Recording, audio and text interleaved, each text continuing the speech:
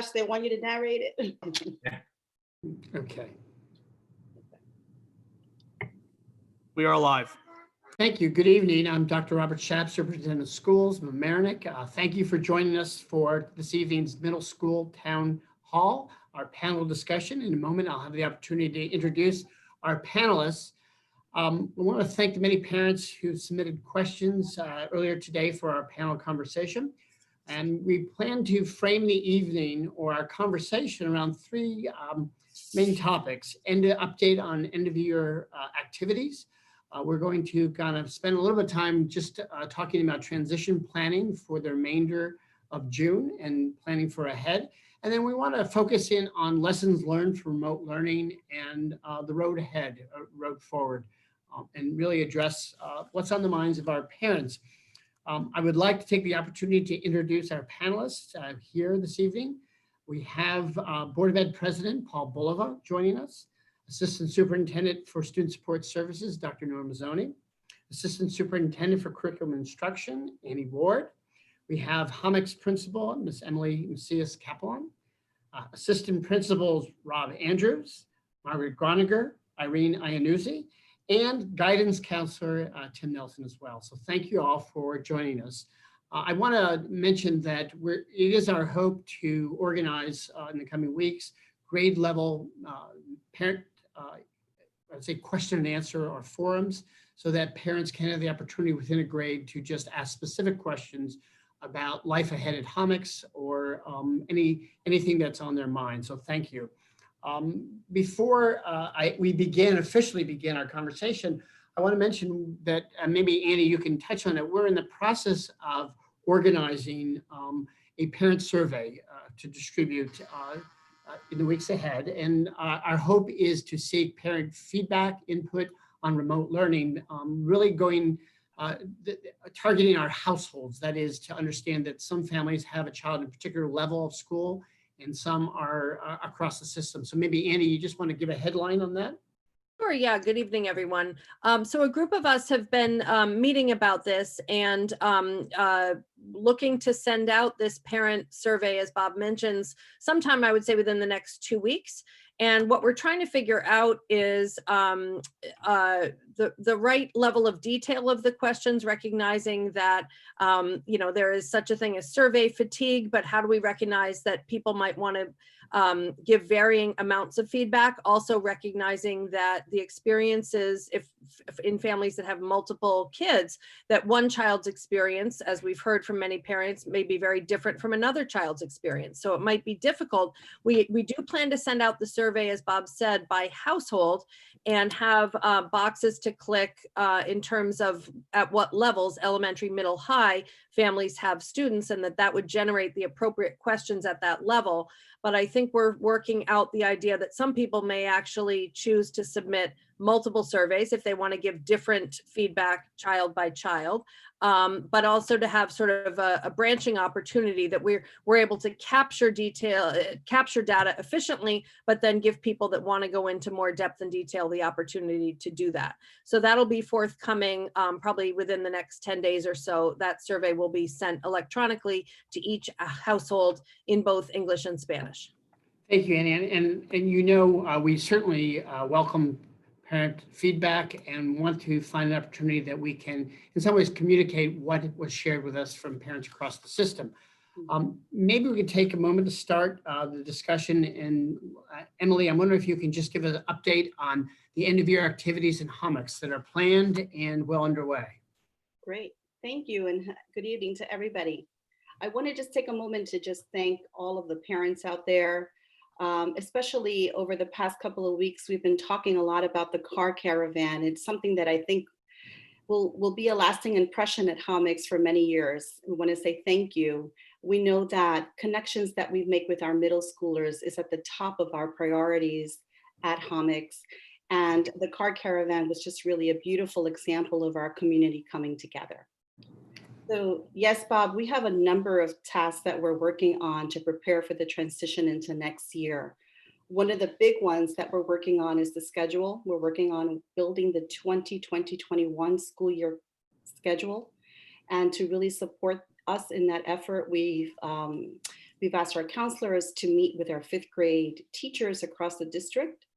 And we've also held several conversations with our elementary admin teams to really get to know students virtually and by talking to principals so that we have an idea of how to best support our incoming students when they join us in the fall. So Tim, if I can just ask Emily, building on that, Tim, from your perspective, what does that look like from a guidance counselor's view of transition? Yeah, it's the time of the year that we're spending a lot of time typically in elementary schools and meeting the kids and meeting the parents and the teachers. So this is a bit of a new experience for all of us. But at this point, it's been pretty much on par with what we've done in the past with elementary teachers getting information on each and every kid. We have, Zoom scheduled this week with all the elementary teachers, the 5th grade teachers, to get all that really useful information so that we can move ahead with teaming and getting all of our 6th graders placed in the right places. And from there, we're going to be doing more. We have a few weeks left in the school year. We have some more opportunities to reach out virtually to the 5th graders, kind of in lieu of our visits to the elementary schools. And we're really trying to get creative with this and find different ways to be visual to them. Not being able to see their counselors, not be able to see inside the school building is different, obviously, and it's not ideal. But we're going to be creative with it, and I think we've got some good ideas, ready to roll for the next couple of weeks. Thank you, Emily. Just I'll give you a chance to continue. Yeah. I was just going to say very quickly too, I just want to give Tim some real credit for stepping into the guidance coordinator role this year. And he's leading his department through this pandemic by connecting the dots between not only our elementary teachers, but also Claire Reinhardt in the accountability office so that we have the best possible data about our kids. So our guidance counselors and really our whole team is grateful to have Tim in that role now. Sorry, Emily. Thank you. And Nora, you raised your hand, so I want to give you airtime. Yeah, I'm doing old school. That's how I've been running my mini soup. So too comfortable for me, quite honestly. So I was just going to add that the other thing that Hommocks has done a beautiful job on as far as kids with, disabilities, actually the articulation started back in December. So in December, 5th and 6th grade special education teachers were meeting. The 5th grade teachers came and actually toured at Hommocks, went through the different kinds of programs, talked to their colleagues about what worked, how it worked for this child a year prior. So at this point, when we got to CSEs, where Hommocks and elementary staff have come together, we're pretty much right in sync as well, to Tim's point, where we would be in any year. The difference, I think, now is when we think about re-entering school in whatever fashion that means, what do we need to do differently so kids can engage earlier and feel more acclimated since they can't be in the environment? But special ed and the guidance department works so closely with the Hommocks administration. Thank you. Go ahead, Emily. And well, thank you. And Tim, you alluded to the orientation work that we need to do with our incoming students. And although nothing can really compare and really substitute the live presence of being there in front of our students, we have put together a virtual orientation for parents and for students. Actually, we did it with the focus in mind that students would want to be part of, listening to the information that we had to share with families. So if you are interested, the orientation and the virtual tour is available on our Hommocks webpage. So that is something that already was sent out to 5th grade families, but it's on our webpage if you need to go back to and preview again. In addition, and Nora, you mentioned the conversations that we're having with our special ed teachers and parents. We're currently working on 504 meetings and CSE meetings. In addition to that, I know our special ed department will be working on articulation meetings so that teachers have all the information they need before receiving students in the fall. Thank you. Last Thursday, we opened up the school to parents. So parents are, we have our 8th grade parents coming in now. They're coming in to clean out their child's locker and their PE lockers. So we have a schedule set out for all students and I'm sorry, for all parents to come in throughout the next couple of weeks. So that is something that we're currently working on right now. Great. And maybe finally, 8th grade graduation? Yeah, so our graduation committee is working hard on developing a program for our 8th graders. What we want is for students to feel special and to feel celebrated. The honk out is something that we're all looking forward to. The date for that is June 16th, so we're all looking forward to that. And I would say lastly, you know, Dr. Secchi has already been working with us and we are working on scheduling time for him to meet with different groups of teachers from our staff. So these Thank are you. all the things that we're doing to really prepare for the transition. Thank you. And I want to take this opportunity just to thank you, Emily, for your leadership, for your guidance of Hommocks, and certainly for your presence and care of our students, families, and staff as well. So I appreciate that, and especially around the transition planning with Dr. Saki as well. But we do certainly want to honor your leadership and commitment to Hommocks and to our school district. So thank you. Just if I can transition to now thinking about remote learning and some of the questions that came in earlier today. And this, maybe we can have our Hommocks administrative team touch on the first question. What do we believe is most successful during the remote learning period? And in addition to that, what areas need additional attention or consideration as we think about remote learning moving forward? So I don't know, Margaret, Minnie, Rob, Emily, any Sure. thoughts coming to mind? I can start. I mean, we've overused the metaphor of building the plane in the air, but you know, on March 13th, when we left the building, most of us thought a few weeks, maybe a month, we can do this. We got up and running really, really quickly, remotely, but the paradigm shifted immediately, and teachers were on a new frontier. You know, luckily, thanks to the district, we had Google and Google Classroom. We had that infrastructure, but it was difficult. You know, we had the teachers, as time went on, had to reimagine what teaching looks like. And we know that teachers are explorers, but they're also planners. So, you know, they were constantly readjusting. And we've been in contact with the teachers that we supervise and with the entire faculty throughout this, and know that, you know, that the learning curve has been really, really steep, but that they're continually adjusting and learning from their students. We're learning from parents. We're gathering as much information as we can as we go through this to make sure that that I can see it. Just even, I supervise the English department, just week by week, how things have changed as they got more and more feedback and experience with students. Could you give an example of how, from your perspective, things have changed within the English department? For example, moves by teachers or shifts that kind of came out organically through the process of kind of testing out this new platform?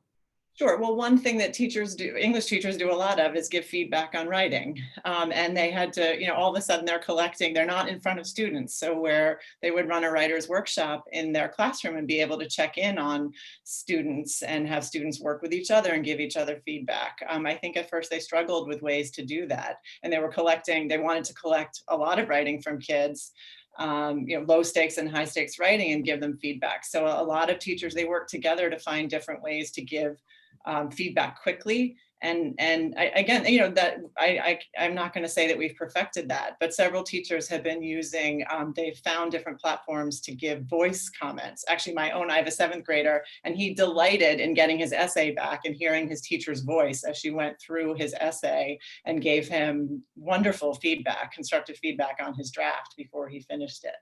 And another way that they're Flipgrid, a lot of our teachers are using Flipgrid. They had in the past. It's a way for teachers to, for kids to record short videos and then to share it with each other and to respond to each other's videos.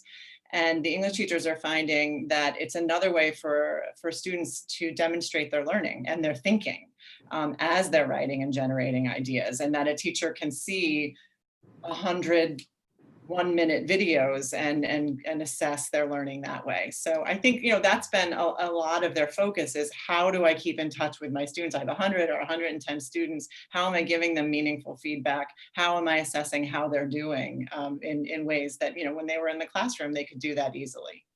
And Rob and Minnie, I know that the administrative team is auditing Google Classrooms on a day-to-day basis, looking at consistency around instruction. From your work with science and math and social studies and other departments, what have you noticed around what's going well in remote learning?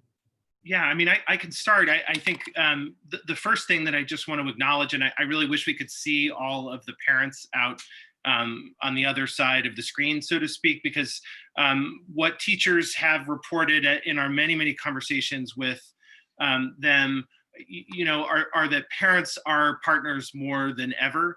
And I kind of wanted to just acknowledge I'm in that situation at home with a 6th grader and a 4th grader, that you're also preparing food and going to the grocery store and keeping your kids occupied, and really thank you for doing that, because it's provided our team the opportunity to learn about remote learning as we've designed it and supported it.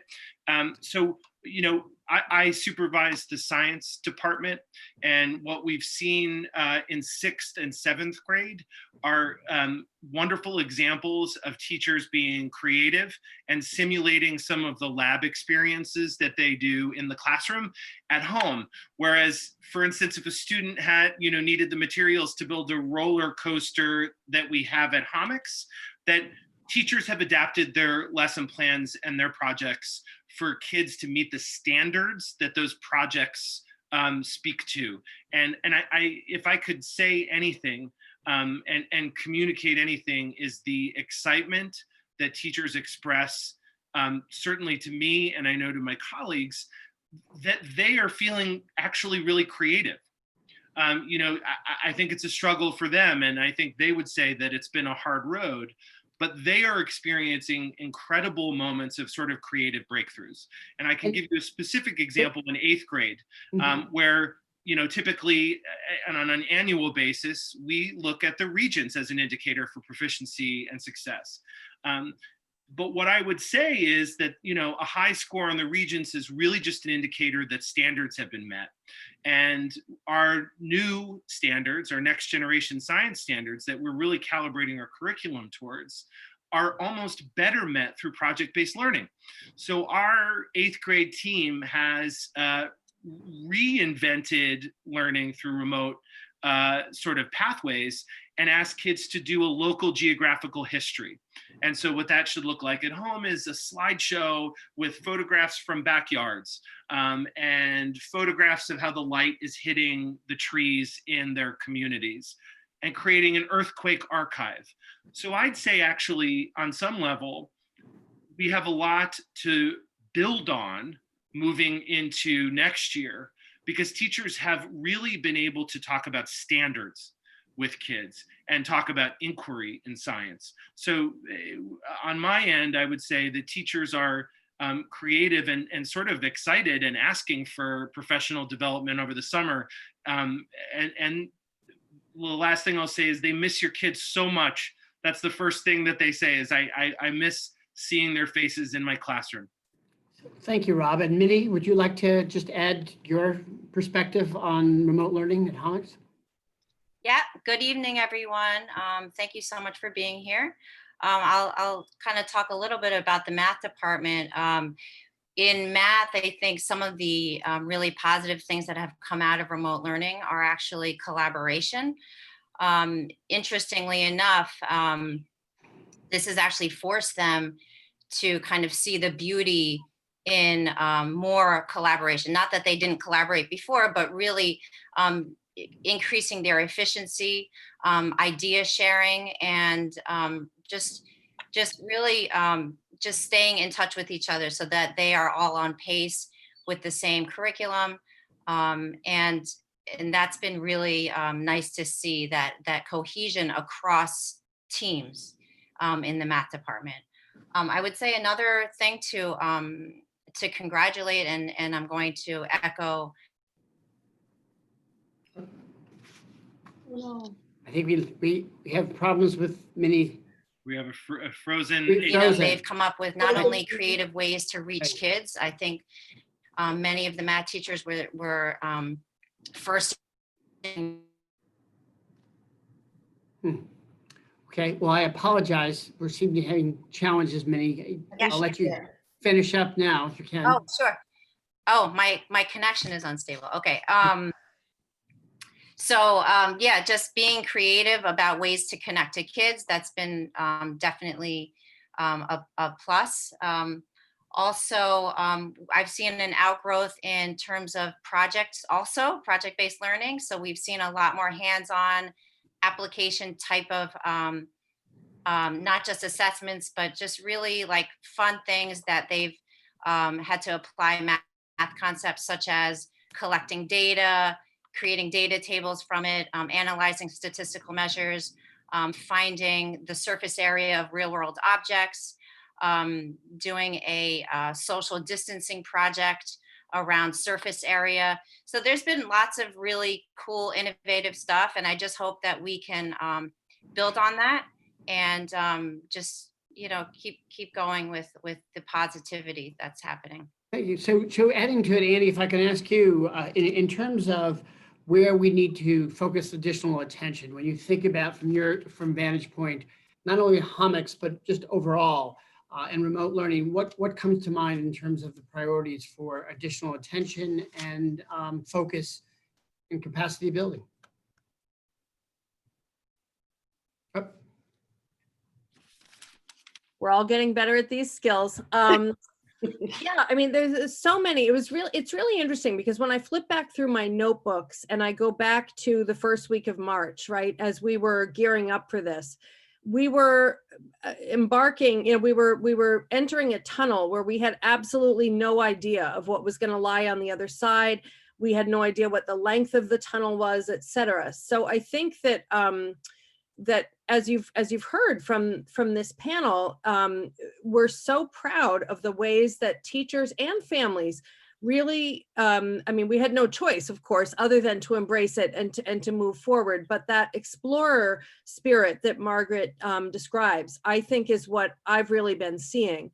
And with that, of course, have come some inevitable dead ends or have come some rough patches. I mean, we've certainly learned certain things that have been more or less effective than other things. But I think what you're hearing from this panel is that the phase that we're in right now is really taking stock of best practice, of what is it. We have a parallel survey to the survey that the families are going to take. We have a parallel survey for faculty underway to actually try to figure out what have they individually and collectively, and therefore what have we learned about pedagogical moves, about tech-based platforms that are more or less effective. And we've been doing that as we've gone. I would say there's been a pretty robust feedback loop at all three levels, where teachers that have hit upon something that seems to be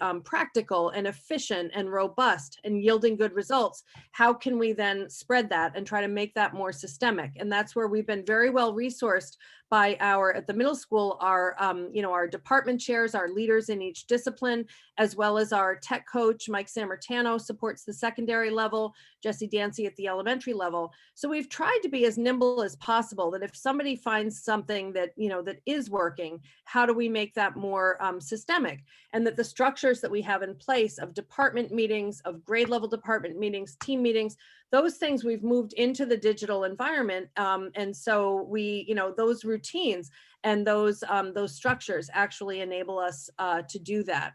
I would say that one of the rough patches that we hit this spring, and then I'll defer to the team to comment more specifically, but the feedback that I think Bob and Nora and Paul that we've heard loud and clear was a perception between phase 1 of remote learning and phase 2, that there was a perception that that when we went to the AB schedule, that the workload really diminished. And that there was a perception from parents that kids were moving very quickly through what had been assigned, and that kids were capable of and ready for a lot more. And so I think we retooled, and there was a lot of clarification and iteration of that. But I think that going forward, if we anticipate, as we do, that remote learning or some hybrid model needs to be part of our, one of our 3 scenarios for next fall, is how do we work together to develop some sense of, I guess we could say, best practice. So we've heard loud and clear from families that they want for their children to be really productively engaged across the day. And that seems very reasonable, especially when families are, we have working parents, we have first responders, essential workers, we have, we all know what our daily realities are like. So that we hear that message loud and clear. But at the same time, we grapple with what we know to be pedagogically or developmentally appropriate. So the idea of kids being literally on their computers the way we are right now in live synchronous learning across the day, which is a request that we have heard from many sectors. Is that in fact desirable? Is that appropriate? Is that actually practical or possible? So I think that this business that we're in right now of hearing from teachers, of hearing from families, where do we see the pockets where people seem to feel universal sense of value? And I'll just give you one example. Small group synchronous sessions. And by small group, we could say the size of our group right now, right? We're going to be able over the course of this time to hear from each of our panelists. If I were Bob's our facilitator, if he were really trying to get a handle on each of us over the course of this session, he'd probably be able to do that. So that becomes a challenge at the secondary level where teachers' overall caseloads are in the 100 to 125 kids. But I think one of the things that we're seeing is there's really a lot of traction, both socially, emotionally, and academically, from opportunities for teachers and kids to be engaged in these small group synchronous settings. I would say more so than whole group synchronous, although there certainly is a place for that in our plan. So I would just emphasize that we're learning as we go. We are benefiting from our explorers and our early adopters. We're trying to then plow those practices back in front of the rest of the team to really share what's working well. And that we're going to really use the data that's forthcoming from teacher surveys, parent surveys, and student feedback, which is really, our kids are incredibly thoughtful and articulate about the conditions that are more or less conducive to their learning. So how we incorporate that student voice as well. Yeah, I mean, I can add just from my many conversations with teachers and our colleagues, the children, there are certainly children who have even to a certain measure thrived in remote learning. And one of the questions we've all been asking ourselves is, who are those kids and what are the qualities that make this work for them? And teachers report that kids who have an internal sense of routine, kids who tend to be sort of organized and self-advocating. Now, and I'm looking at Tim, those are the very skills that we work in middle school to teach. That this is the point, the transition point between elementary and high school, where kids are learning a lot of those executive functioning skills that we need to sort of shore up. So one thing that we're learning is how to build those skills remotely. And I think our office hours that teachers have been engaging in once we started our synchronous practices have given low stakes opportunities to say, hey, you didn't do that assignment. What do you need from me? So we're seeing real success from some students who were struggling perhaps to finish work on time. So the work that the counselors are doing to follow up. So some of the things that parents might not see is sort of the behind the scenes work that is going on throughout the onset of remote learning. And one of those things is really the counselors being sort of the in-between person between teachers and parents and students. And so there's been a lot of follow-up that's been done with individual students, groups of students, to really support their work throughout distance learning. And I can foresee that being a necessity as we move forward in September as well.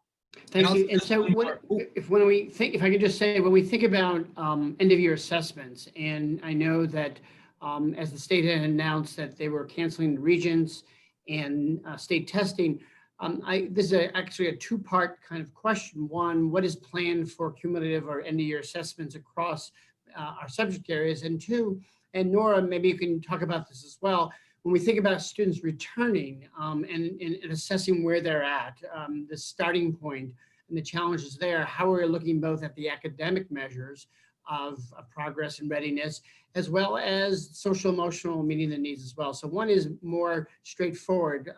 What is planned for the next few weeks to say, how do we assess the year that was? And then how do we look forward and understand the needs and anticipate that as a starting point for the fall?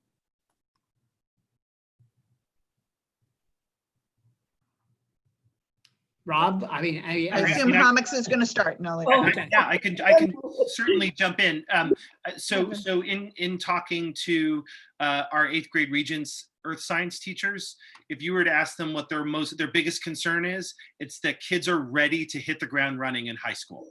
There's been, so I would say, a great deal of formative assessment, and how that happens is teachers used Google Forms, I would say sporadically while kids were in the building, but Google Forms has been a really powerful tool to give kids formative assessments and quizzes.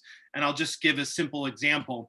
If there were 3 standards you were testing and you used Google Forms, you would put that form on your Google Classroom, and every kid in your classes would answer it. And then immediately you'd have data about who answered it correctly and who answered it incorrectly for each standard. So the teachers that have been doing this set up their small group work to respond to those data points. So we're really seeing data-driven instruction in a formative sense. The earth science teachers do intend to create a cumulative assessment similar to the Regents. There's a large bank of Regents from past years to draw from. But I think if you were to ask any of them, they're very concerned about kids being able to enter into high school with agency and with confidence that they have the content down. Thank you. And Minnie, just math in terms of thinking about mathematics as well, just end of year assessments, or what is the overall departmental philosophy at this point?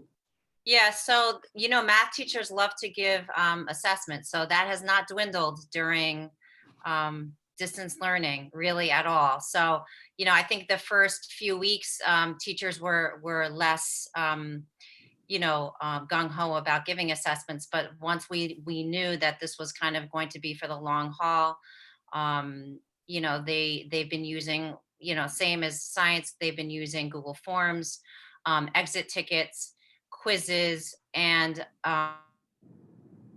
assessments as well, and some type of mock assessment to the, like a Regents exam to kind of assess where kids are at. But I think, also in terms of next year, one of the things that we're planning is to have some diagnostic assessments when kids come in, to truly find out where some of the learning gaps may be, so that they can start building their curriculum to address those areas that we know will need some work and some extra support in the fall. Maybe that's a nice segue, Nora, just to talk about your thinking around preparing for the fall and just how we provide and support students in not only academic areas, but social and emotional well.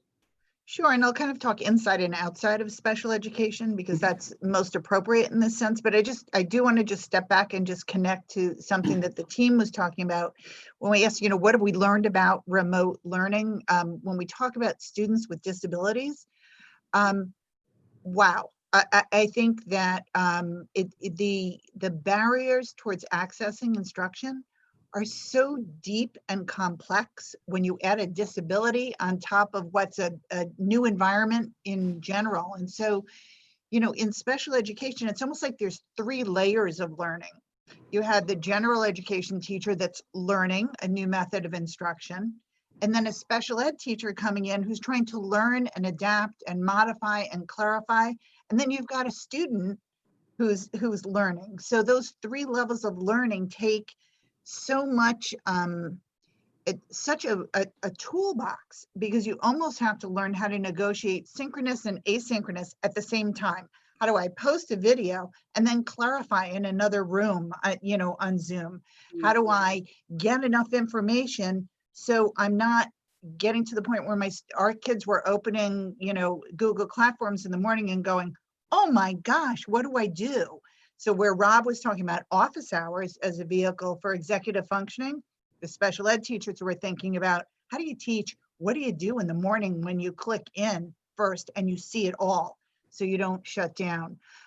So I think we came out of that saying, we need to do more professional development. We need to learn more engaging ways of sustaining kids' attention in these platforms, because we don't know. We've gotten better at it, but there's lots of people that know, more than we do. And we're starting to really study the value and potential benefits of teleassessment. We do lots of standardized tests. We haven't been able to do those. They're prescribed for very controlled environments, controlled materials, but there are some things you can do validly online, and we have to learn what's valid and what isn't valid to do. I certainly feel strongly that we've been right not to assess kids in the middle of a pandemic. But when we talk about opening for school, we have to really start saying, okay, academics, there's so much that's going on with general education that we build on in special education, and the teams working together, we'll figure out what kids need to be shored up on, what needs to be retaught, and what kind of service supports need to change. But when we talk about mental health, that's another whole avenue and almost more compelling point, because this is the first time in our community where when those school doors open, every single individual that walks in those doors, adults or children, walk in as individuals that have survived a pandemic. And that impact is similar to having experienced trauma. So we formed under, Dr. Schaap's advisement, formed a district-wide crisis team. And at the beginning of the pandemic, we thought, oh my gosh, what are we gonna do, right? If someone dies, quite honestly. And we talked about that. The committee is composed of, I should go back to administrators, several administrators, a mental health representative from every level and every building, psychologists, social workers, and outside agencies, Bereavement Center of Westchester, Friends of the Family, Larchmont Mamaroneck Community Counseling. So we started there, and then we said, okay, but there's more we need to think about. How are we going to figure out what our adults and students need? Because adults need to be healthy and prepared to support kids and families, quite honestly. So we've been talking weekly about ways to start to assess not only the certainly the ongoing housing and food insecurity needs of our community, but also in terms of kids, how are we going to know over the summer how they're doing, how they're feeling, what their anxieties are, what outside groups can offer social connections and supports. When we start to talk about entering the school building, how do we prepare teachers with the dialogue and the knowledge and the skills to sit with students and honor their feelings about what it's like to be back, and notice vulnerability in a way that we've never had to recognize it before. So, how are we going to do that? We're actually looking at survey tools. We're looking at doing more forums. I've been doing some forums with Larchmont Mamaroneck Community Counseling for parents. We're looking at bringing parent groups together and talking to them about how kids are doing. But most importantly, the committee has given Bob Schaap's a list of considerations for school opening as well. How should the middle school open? How many people should be there on that first day to welcome kids? And how do we build community and unity in a way that we haven't had to do before? So we're looking, we've attended lots of virtual conferences, quite honestly, on trauma and impact of COVID. And we'll be, trying to figure out also and working with guidance on how do we teach kids? There's a new way of taking good care of your friends now. That's you. different than Bob, before. Bob, Thank can I you, just- Ed. Yes, I wanted to have Paul turn to you because I wanted to say, Yeah. build off of that from the board's perspective and your perspective as a parent about what is necessary thinking about planning. And then I can touch on at least what's well underway through the process. Yeah, well, I think Norm made an incredible point about a couple of things. Number one, the resources that were going to be necessary come the fall. The board has talked about these at all of our meetings, the importance of the flexibility to have things in place for the mental, academic, and physical well-being of all the children that are coming to school in September, because we don't know what that's going to look like.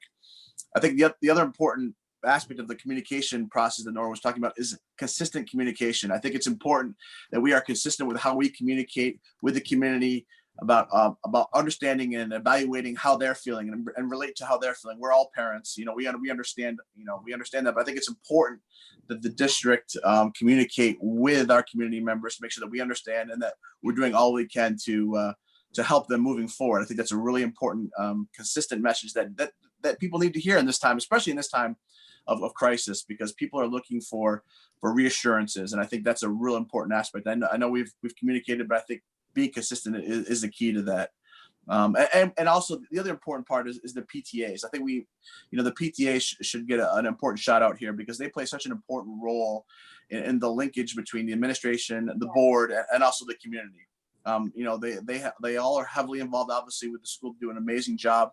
But they also talk with people on a consistent basis, have regular conversations with community members, and leveraging them and using them to help that communication, but also understand what's actually going on in the community is very important moving forward. So I think those are three big aspects that we have to obviously take a good look at and continue to excel in those areas. So those are my thoughts briefly. Thank you. And so if I could just say, maybe to segue, to build off of that, we have begun the process of collaborating with Stanford University's Design Lab School to plan or begin the process of really thinking about the likely scenarios for the fall. And there are a number of parallel processes that are underway. And I think the questions that several parents presented today is to what extent is the district moving forward with planning? When will we know? And to build on your question or statement, Paul, about how do we communicate, and then what will it look like? And I think I want to touch on that and maybe ask some of our panelists to comment as well. We do know that it's more than likely that we need to develop plans and prototypes and operationalize the idea of an open campus with working under public health restrictions, the possibility of a hybrid model, and extended remote learning. And so we have about 75 stakeholders, when I say that, students, parents, administrators, and a large group of teachers who have organized around 3 working groups, elementary, middle, and high school, working with the D-Labs facilitators to really start out thinking about the future in a very broad way, but operationalizing that thought process to build narratives about what we believe will happen in the fall. The goal there in mind is to really have multiple perspectives from a design thinking vantage point to understand the needs of students, the needs of teachers, the needs of parents as critical partners, so that we can develop and execute plans for the fall. The difficulty is there's several things that we know. We know right now that the governor has said that we will have guidelines on reopening. They have not been published. We expect them during the month of June, but there's a lot of questions as to what they will look like and what they will entail. We also know that where we have a starting date for school, we don't know when we have to submit our plans and how those plans were reviewed and what the responsibilities and requirements will be overall. And that unknown is a challenge as well. But what we can say is that we are well underway of really looking both globally and locally around best practices and thinking how we can take a middle school with close to 1,300 students and a large staff and build models for the 3 likely scenarios.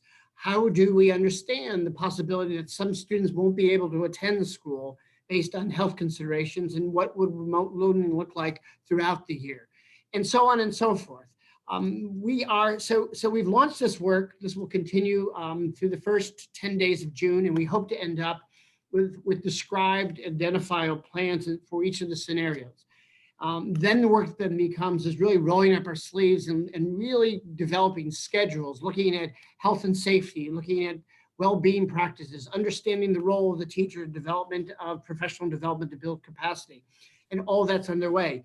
And it's important to note that simultaneous to that we are doing other things to plan effectively for the fall.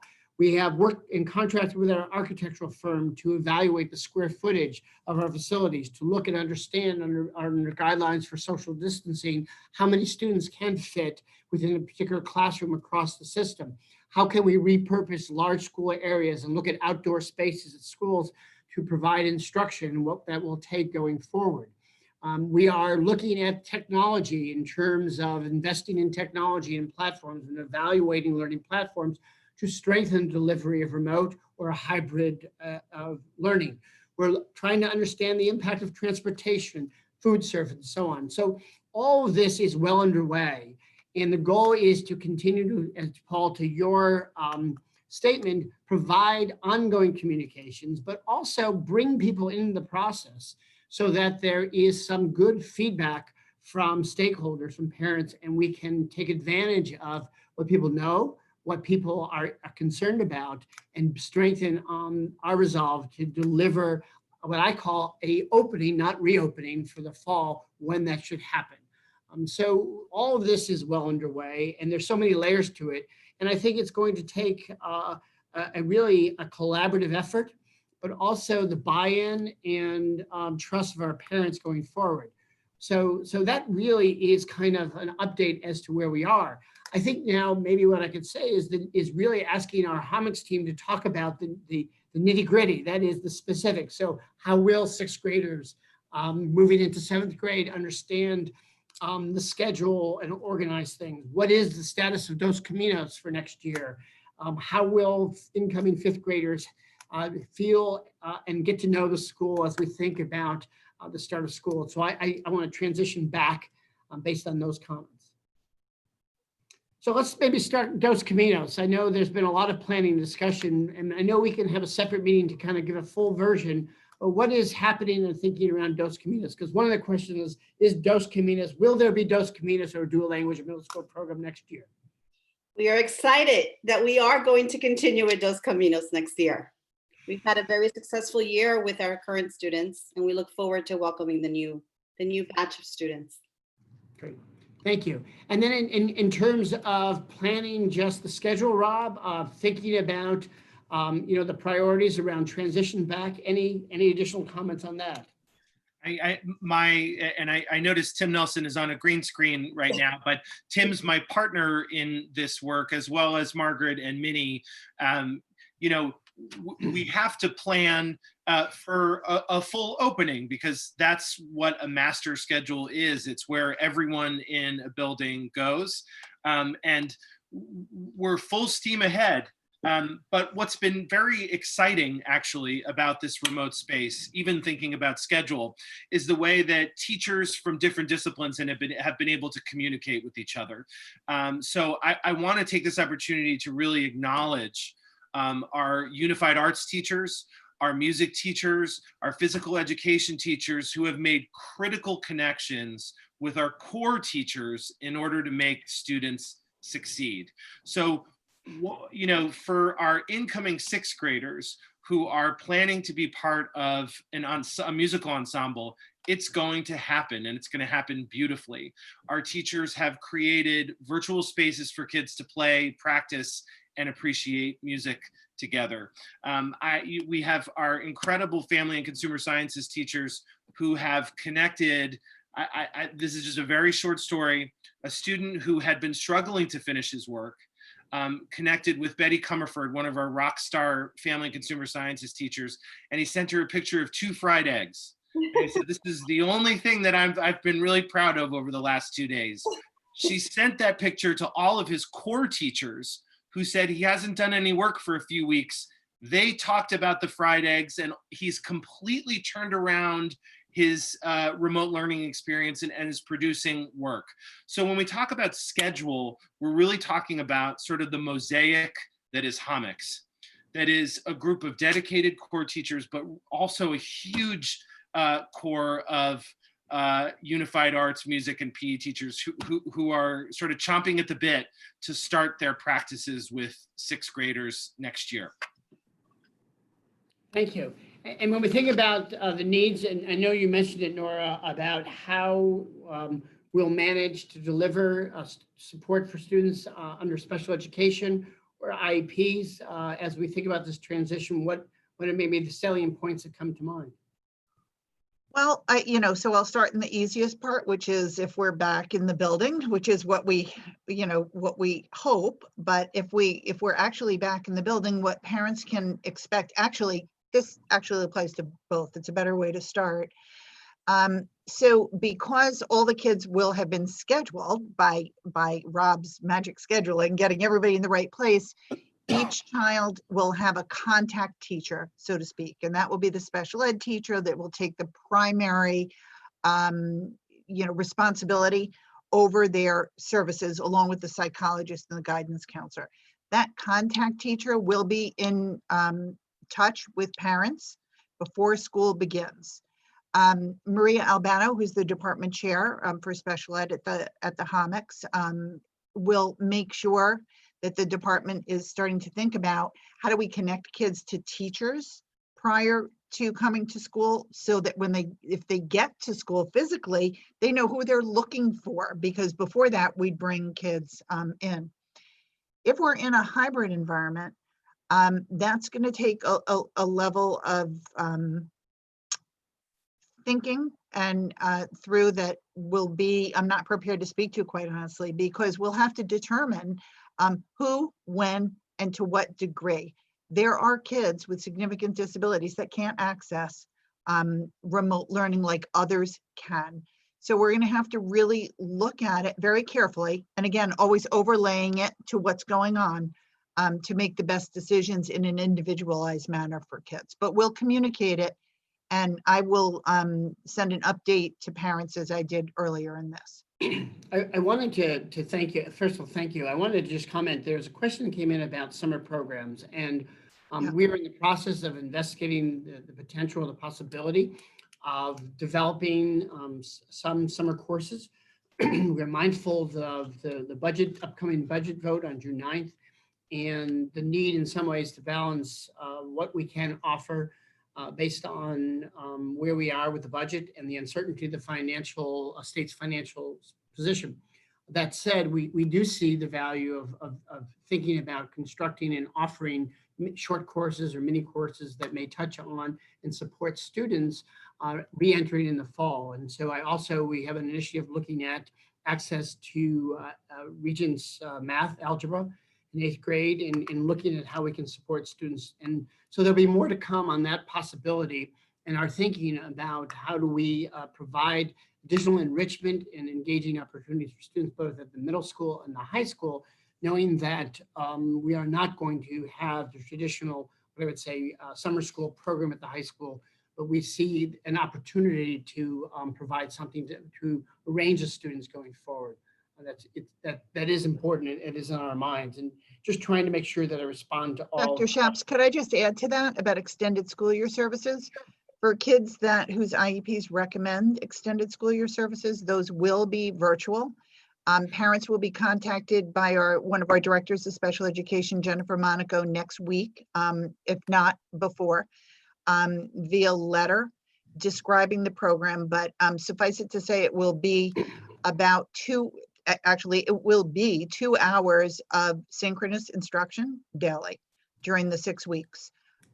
So again, teachers will be in touch with parents, and you will hear more, but that's for students who have it on their IEPs because of the significance of their disability. So just to kind of summarize and wrap up, when we think about the 6th grade transition, because I know that it is a significant moment for the coming together of all our 5th graders in the system. Maybe Margaret, you can talk about what we're thinking about to kind of make that a smooth transition. I know we've touched on it. Tim mentioned about the work that's now the communication around organizing the teams, placement with students. But in general, what would you say is our priorities around that first opening and first moment in school for 6th grade? Because I know that is certainly represented by a number of questions that came in by parents this evening. And I hope we have a lot of our new sixth grade parents listening tonight. We can't wait to build community and connections with all of you and with your children. So, I mean, I have to say that when we met with Dr. Sacchi for the first time, the first question he asked me is, what are we going to do for our incoming sixth graders? It was the first conversation we had. It's something that's on all of our minds. And one of the pillars of our values at Hommocks is that all kids feel they belong and they feel part of the Hommocks community. So those are that's our guiding principle when we think about our new students coming into the building. So if we're in the building in the fall, we've got this. We know we'll spend the first week welcoming kids, team building within teams with the whole community. That's something that we've built over the last couple of years. If we're not in the building, we're going to make it a priority to make sure that teachers know who their students are well in advance of the beginning of school so they can reach out to kids, they can get kids together. Many teachers have been experimenting with this over the past 11 weeks of ways to get kids together socially. Teams have their own Google Classrooms, they have trivia nights and all sorts of things. So our teachers are already getting really good at different ways to bring kids together in a community in the remote. So it's definitely something we don't have a solid plan now, but it's something that we're thinking about and talking about all the time. We know that it's a priority that our sixth graders really feel that they're welcome this summer and that they feel ready to come back to school. I can just add Can I add one thing? I'm Sure. sorry. I hope you can hear me. I turned green for some reason. I'm not sure why that is. Just to piggyback on what Margaret said, I think it's important to point out that it really is a transition for all, students in particular, but, with parents and learning how to support, their children in middle school. It's already a transition, but coming back in from this really unique experience is going to be a transition really for everybody. So we're keeping that in mind. And the thing that keeps popping up in my mind a little bit is, as counselors, we're always trying to meet kids where they are. And that's really important to remember here because, we don't see them and we can only kind of see them through a screen. So I think whatever situation that we are in September, that's really what is going to, I think, drive the counseling team is, meeting kids where they are. There are going to be some kids that are really, really welcoming, the new experiences and making sure everyone's comfortable. I mean, we do that anyway, but it's going to have to sort of depend on where we are in September. But I think if we kind of use that as our guiding light and just kind of meeting kids where they are emotionally, academically, all those different areas. I mean, I think that's. And from a practical standpoint, I just want to add that we've had a little bit of a dry run in terms of our unified arts teachers who transitioned from a third quarter with kids that they knew in classrooms to a fourth quarter with kids that they in part only knew remotely. So this kind of special group of teachers had to meet their kids and start a relationship. And from our coding teachers to our technology teachers, we're going to turnkey some of those experiences and moves. And to be honest, some of those teachers called kids directly on the phone and said, I want to introduce myself. I'm your new coding teacher. So in that sense, we have sort of walked down the path a few steps and we have some best practices that we can rely on in September when we know kids are nervous about opening their lockers, what to eat during lunch, and all of the sort of traditional middle school concerns. So I thank you for that. And Annie, I want to just turn to you. I know earlier today you had the opportunity to participate in a forum of administrators from across the globe thinking of those countries that have now reopened and what they're seeing. And then I was going to just end with Paul, just coming back to you to talk about the budget, the budget process and what's on the board's mind.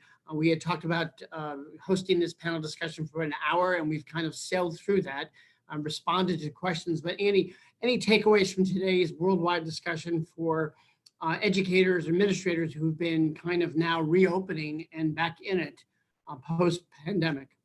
Sure. Yeah. So I was thrilled to be invited to participate just through one of my networks, one of my leadership networks, in this conversation, where there were about 300 of us, I would say a large nucleus from the East Coast, but all across the country, who were put in touch in a giant Zoom session with school leaders in Germany, in Switzerland, in Doha, in Australia, where we got to hear firsthand from building leaders who have already opened their schools and who are living all of the scenarios that we've talked about. And there was a chat feature that was going faster than Lucy and Ethel with the chocolates, of everyone asking questions and agreement to continue posting things and sharing things. But I would say the thing that was the most heartening was just the sense of optimism. And I mean, just an example, but it relates to what's been discussed tonight, of building leaders that, posted videos of themselves in masks and with the traffic patterns mapped out, so that before kids came physically into the building, they sort of knew what was going to be expected, but this very celebratory atmosphere. I mean, so many levels of technical detail, because I would say, and I think you mentioned this before, Bob, but through the spring, we've all been in touch with our colleagues around the region. I circulated something from my New Jersey peers, a list of just 100 questions that have been generated, operational questions that, so we're all accumulating question after question after question. And it was incredibly heartening to see, just brave and child-centered educators who have come through this next phase of the tunnel and are reporting, that things are going well and that this is possible. There is the light at the end of the tunnel in whichever of these scenarios that we're going to find ourselves. And the idea that now through technologies like this, where we are connected in these global networks. I was feverishly, scrawling email addresses, et cetera, and all these vows to continue with this kind of networking. So a very upbeat day, a little daunting, honestly, in terms of how much there is to do, but we all have our to-do lists, and it just was a sense of what's possible. And I appreciate that. And I think the takeaway, I hope, from parents this evening listening is that we need to think creatively and innovatively relative to the three scenarios. We are looking at every aspect of our facilities, of how we deliver instruction, what we've learned from remote learning, what we need to do in terms of continuing professional development to get better at this, knowing that what that is going to look like and feel like is certainly unknown. And through partnering with Stanford is to really be as efficient in our thinking and purposeful, so that we can kind of put this together and respond and react to, in a very proactive way, what may we face 60 days from now, 90 days from now, when we start about thinking about the next school year. Paul, I just want to end with just kind of giving you an opportunity as the president of the Board of Education to talk about next steps, talk about the budget, and Sure. what's on the mind with the board. Yeah, so thank you, Dr. Shaps. Thank you again, everyone. So as everyone knows in the community, I'm sure at this point, so next Tuesday, obviously the 9th, is the vote for the budget and for trustees. Everyone should have gotten their ballots already. That should all be taken care of. I think it's important to note that the board adopted Dr. Shaps' budget for two main reasons. Number one, we wanted the ability to be flexible. Nora very eloquently talked about what the need is going to look like in September, and we don't know. But we need to have the flexibility to have the resources available to help our students in September for whatever their needs may be. The second part is that we also adopted this budget under the tax cap, by the way, that also did not negatively impact the overall student experience at our school district. One of the things that we're obviously very proud of in our district is the programs, the ability for children to be themselves and to take classes that they feel that are better, the most beneficial for them. And we don't want to limit that ability moving forward. And that's what we felt, that flexibility, the ability to have that great student experience. We do have to keep in mind, though, that we are to a certain degree at the mercy, unfortunately, of our government. The possibility of the loss of revenue coupled with those unknown expenses is something that we can't necessarily predict. So we have to keep that in mind. But I think the budget that we have adopted allows that flexibility and allows those programs to be intact as much as possible at this point in time. So that's why we were supportive of the budget and as a board. And just please go out and vote. That's the important part, is to exercise your right and go vote. So thank you. Thank you. So I just want to say Thank you to all of our panel participants this evening. I appreciate your insight, your explanations and descriptions of what's happening. I recognize that parents would love to have a forum where they can continue to ask questions in real time. We recognize that even in a Zoom live format, that when we anticipate, as I had in my last town hall meeting, close to 400 participants managing those questions as they come in, that there is an advantage to really understanding the themes and what's on the minds of parents. I encourage parents who would like to continue the conversations to contact me at their convenience, and we will certainly have an opportunity to provide a response to really other topics of interest and things that are on their minds. So with that, I want to say thanks to all of you for your participation, and we look forward to continuing this. I will host a similar town hall event this coming Wednesday evening with the high school administration, and so we'll see you soon. But with that, I want to say thank you again for everyone, and we'll continue the conversation and the planning for fall. With that, have a wonderful rest of the evening. Take care. Bye-bye. Good night, everyone. Thank you.